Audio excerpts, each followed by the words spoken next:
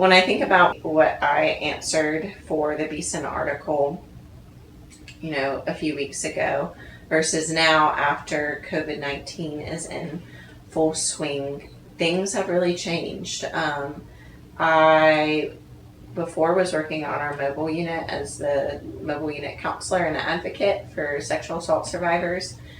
And now we're not able to take the RV out because we're not supposed to be in close proximity with people.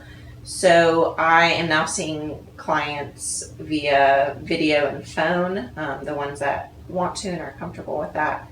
But then they also shifted staff to helping with the crisis and suicide lines, among other phone lines that we have, since volunteers can't help right now.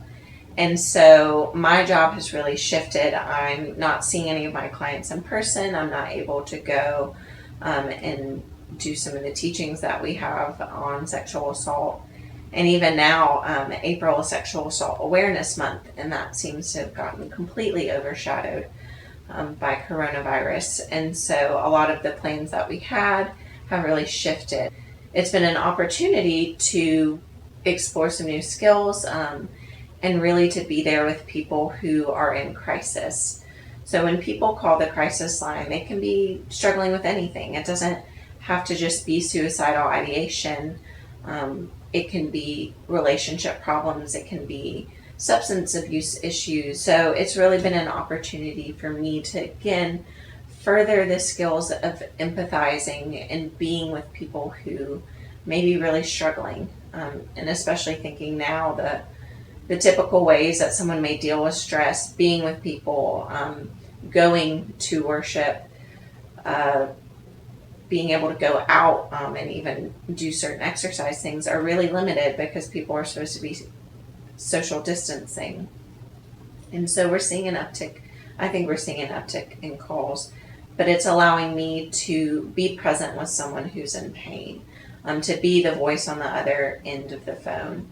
And again, as Christians, we're called to be present with people who are suffering, just as Christ is present with us in suffering.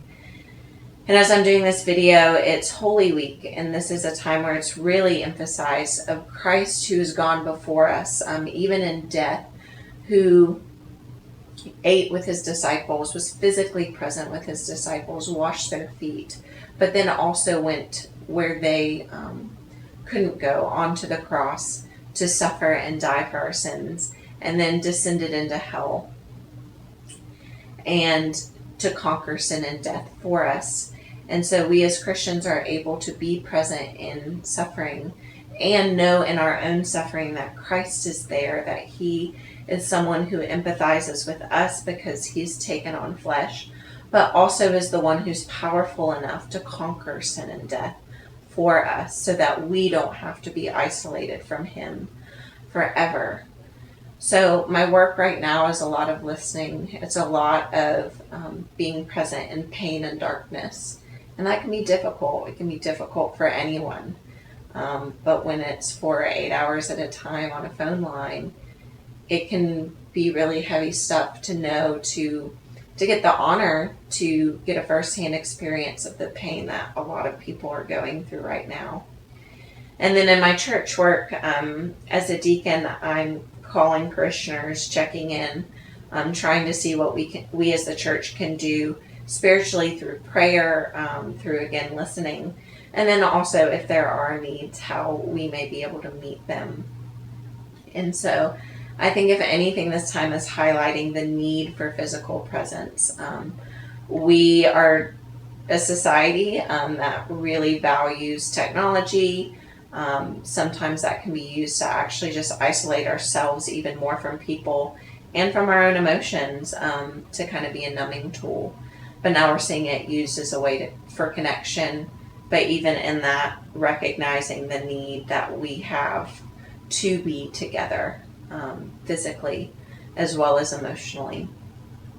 And so I think this is really highlighting that need for presence. And again, how easily we can be to a crisis. I think we sometimes like to numb ourselves to that, but really recognizing, pulling the wool around off of our face of how close we are to suffering, whether it be our own, a family members, or someone on the other end of the phone line.